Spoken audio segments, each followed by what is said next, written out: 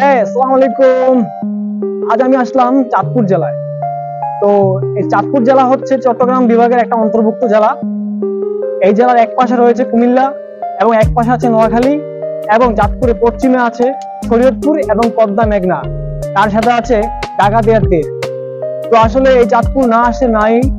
চাঁদপুর যদিও আমার মাতৃভূমি জেলা, আসলে চাঁদপুর নদীর পাড়ে আসলে মনটাকে খুব ফ্রেশ লাগে, ভালো লাগে। সমুদ্র সৈকত আছে, সেই ক্ষেত্রে মনটাকে একবার উজাড় করে বসে থাকতে মন চায়, ইচ্ছে করে। দক্ষিণা বাতাস আছে, তারপর চাঁদপুরের লঞ্চ এবং সবচেয়ে বড় কথা হচ্ছে আমাদের চাঁদপুরের ইলিশ, যেটা দেশে এবং দেশের বাইরে রপ্তানি হয়। তো অ্যাকচুয়ালি আমি সবাইকে এতটুকু বলবো যে আপনারা অনেকে কক্সবাজার যাচ্ছেন, বিভিন্ন জায়গায় যাচ্ছেন, তো একবারের মতো হলেও আপনারা আমাদের চাঁদপুরে আসবেন। আমি আশা করি চাঁদপুর আসলে আপনাদের মনটাকে ফ্রেশ থাকবে, মনটা ভালো হয়ে যাবে।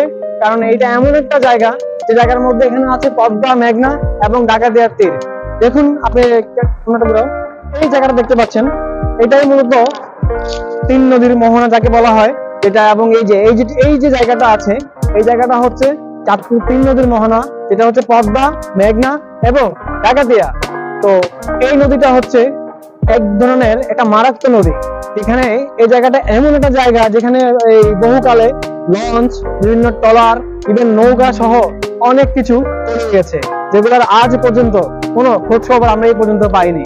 সো যদি এই নদীটা দেখতে চান, তাহলে আপনারা ঢাকা থেকে যারা আসবেন, তারা সায়দাবাদ থেকে পদ্মাগামী বাস বা চাঁদপুরগামী বাস, আপনারা পদ্মা এক্সক্লুসিভ আসলে চাঁদপুরে আসতে পারবেন।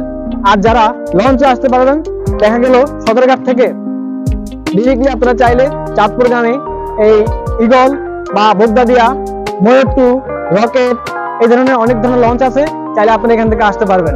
ঠিক আছে প্রিয় বন্ধুরা, আমার এই ভিডিও যারা দেখতে পাচ্ছেন দেশ ও দেশের বাইরে থেকে, আমার ভিডিওটা দেখতে চাইলে আপনারা লাইক দিবেন এবং কমেন্ট করবেন, বেল আইকনটা চাপ দিবেন এবং পরবর্তী কোনো ভিডিওতে আবার দেখা হবে ইনশাআল্লাহ। আল্লাহ হাফেজ, ভালো থাকবেন। আসসালামু আলাইকুম।